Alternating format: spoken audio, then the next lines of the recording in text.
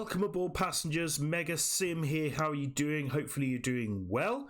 Today's short video is a bit of a 101 on scenario planner. So I've been asked this question. I did a video quite a while ago, but I keep getting this question asked in comments, on Discord, on social media. How do you create routes yourself using the scenario planner? So that's what we're going to be doing today. So as you know, with Train Sim Mod 2, you have Sandpatch Grade, you have Chanel Fast Track at Köln, you have London Underground Bakerloo Line. Especially with the New Journeys expansion pack that's been released, there has been, more locos, trains, services, etc. that have been added to this.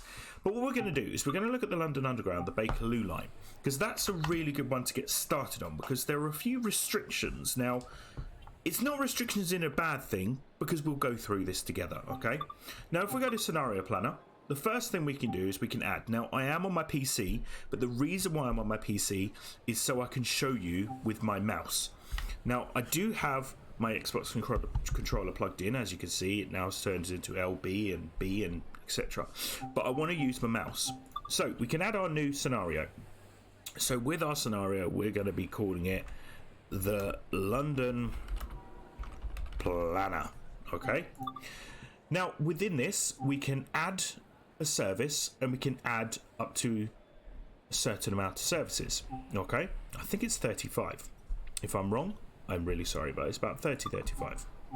So what we've got here is we've got preset routes. Okay, so the reason why I'm saying preset routes is because you can see we've got all different stations with their platforms. So look, Wembley Central Platform 1, Wembley Central Platform 2, 1, 3, 1 and 2, etc.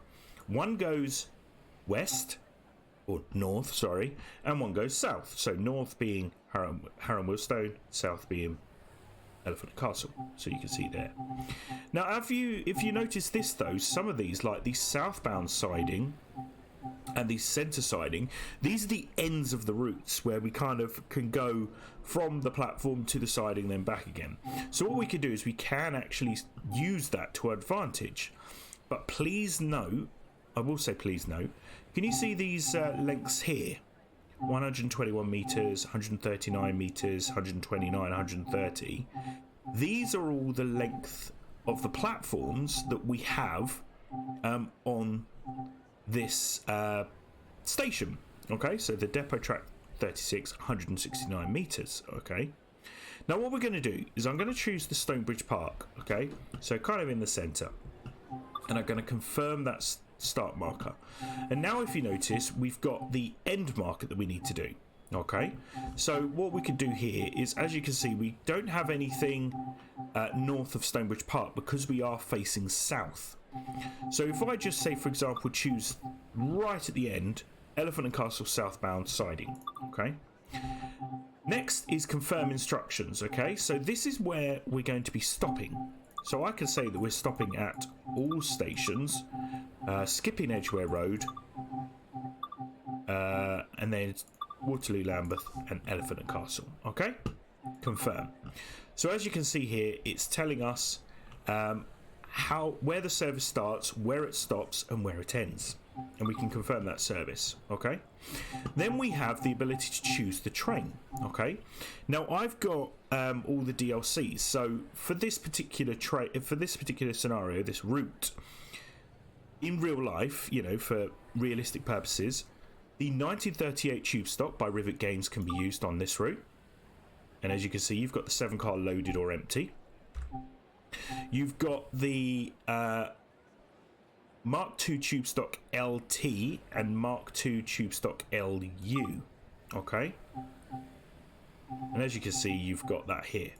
And if I press that, the LU is the current London Underground. Okay, so if I look on here, if you have created a livery, there are the reskins, so I can choose that to be able to choose that livery. Okay, and I can choose what version. Okay, now sometimes this is like the reversed version of it, because as you know, with the Mark II stock, there's a few carriages, then there's like an edge bit, and then it's like been extended slightly.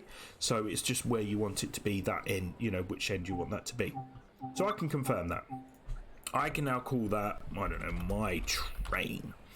And I can say that that departs at 12:10 and it's a passenger service and it's me. I'm the player. Okay, confirm. And there it is. Now what you want to do is you want to add trains that go in the opposite direction because it is more realistic. What's the point in putting trains going the same way you're going, because you're never going to see them? So what I can do is I can go to Stonebridge Park platform 1. Now let's have a look. Now I can't choose platform 1 because if I choose platform 1 it's going in the same direction as I am. So let's try that again, and I'll go to Stonebridge platform 2. Okay, now if I choose that one, I can then go to Harrow and Wealdstone, stop, okay, and confirm. Yeah, and I can even say it's the 1938 stock. 1938 1. That's how I'm going to call it. Okay, and I'm going to do it as a similar time to what mine is leaving at. Okay, then what I would do is I'd do an addition at the next one. So what's the next station? Well, annoyingly, my mind's totally gone blank. Okay, so for example, just to keep it really easy for my brain on this early morning, is I can go to this one. Okay, now if I go to Stonebridge Park, if you notice, look, Stonebridge Park Depot is used because there are different routes. Let's go back to that. So you got Elephant and Castle to Queen's Park, Elephant Castle to Stonebridge, Elephant Castle to Harrow and Wealdstone. Because remember, Harrow and Wealdstone then goes to the siding, Stonebridge Park goes to the depot, and Queen's Park goes to the depot, to the siding. So I could choose that as well, okay? And I can choose this one. Ah, yes. And then you choose that one. I believe this one, actually, I know I've made a mistake there, but this one is the original, okay? The LT. So I saw it there, but I didn't look at it there, so apologies on that. So LU is the London Underground, LT is the original, okay? So I can choose that and go original 1. Okay, I'm not going to choose the player service, but what I could do is I could do it later on. So I want it to stay put and then come on later, because if you set all your trains to go in at 12:10, by the time you've finished, by the time you get there, all the trains will have passed. So you want them waiting, so you've got a good flow of traffic coming past you. So that's how I do my scenarios. There is one more feature that I need to show you, and this is the one that I get asked so many times. And it is the set scenario details, which is C. If I'm on an Xbox, it's the, you know, underneath the Xbox sign, you've got the right one, which is like the start button, then the left one, which is the options button. On a PlayStation, it's that middle button. If I press it, I can change the name, but here is the off the rails feature, okay? So I can tick it here. If you are on console, please select it, then use the left joystick to go down. If you use the D-pad, it doesn't go down. You need to use the left joystick. If you do have that, I'm just going to edit this one, edit the timetable. I'm going to confirm, and because you've set off the rails on, every single train is available that you have got with all your DLCs. Now some of these may not fit, because you need the maximum train length of 120 meters. So if I go to this one, look, too long. If I go to this one, it's long enough, it's short enough. So this is where you've got to pay attention to that train length to be able to use a train that is long enough. So that's the only restriction you have, is the length of the train to fit on the track. Well, hopefully this has helped you.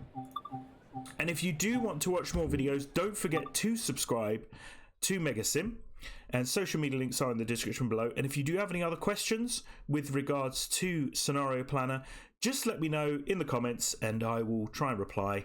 And yeah, we will see you on the next video. What a really bad livery. See you later, guys. Bye.